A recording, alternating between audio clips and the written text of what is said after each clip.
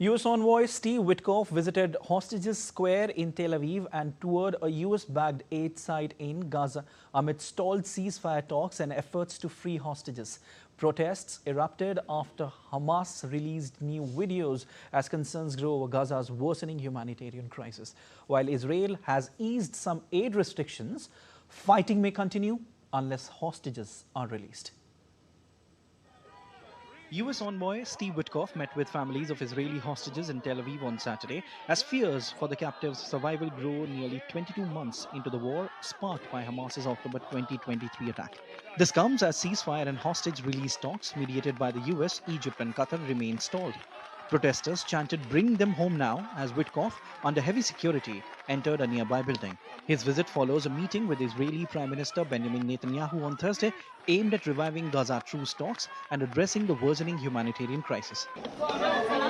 We just came out of meeting with Mr. Steve Witkoff.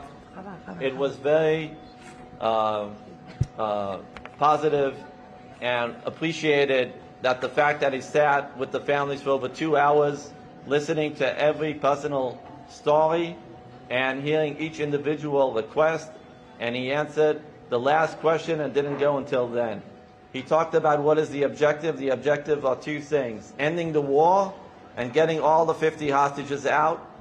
Meanwhile, hostage families held a news conference a day after Hamas and Islamic Jihad released videos showing 2 emancipated Israeli captives. The event was followed by another protest at Hostages Square. With international furore over Gaza's conditions growing, Israel announced new steps over the weekend to ease humanitarian aid access. However, the UN World Food Programme said it still lacks the necessary permissions to deliver sufficient supplies. These constraints have to be addressed. Access must be expanded.